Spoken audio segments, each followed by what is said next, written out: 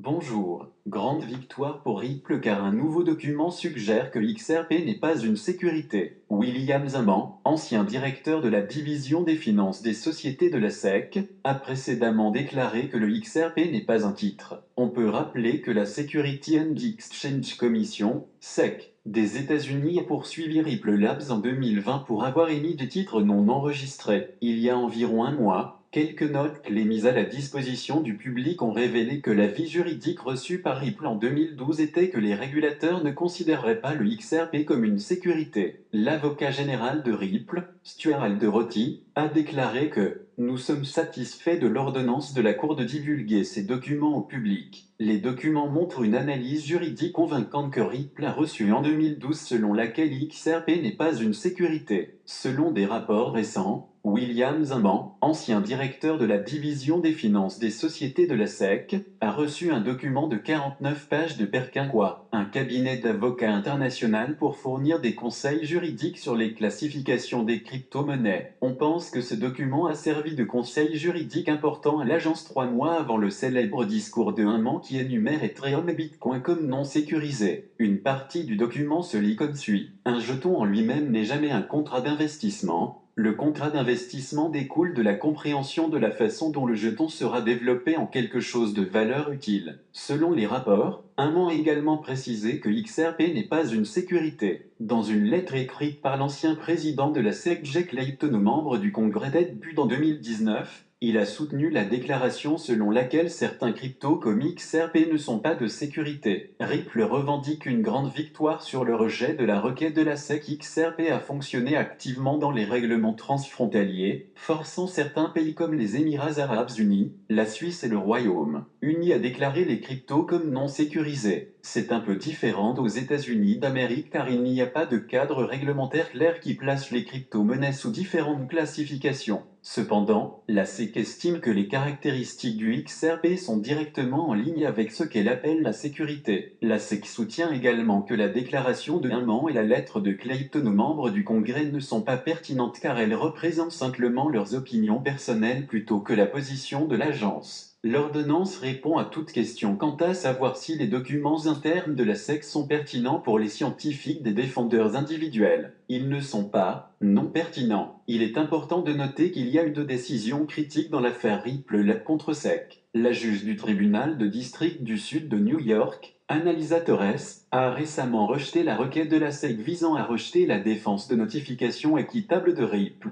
Le juge a également rejeté la requête de Ripple visant à rejeter l'affaire contre eux. Ripple se base sous deux angles différents. La défense de la notification équitable et le XRP n'est pas une sécurité. Ripple a fait valoir que la SEC ne leur avait pas donné un préavis raisonnable qu'elle envisagerait la distribution de XRP en vertu des lois sur la sécurité. Cela ne les a pas aidés à suivre la procédure régulière. En réponse, la SEC a déposé une requête pour rejeter cette défense. Le PDG de Ripple, Brad Garlinghouse, estime que la décision de rejeter la motion est une grande victoire pour eux. Merci.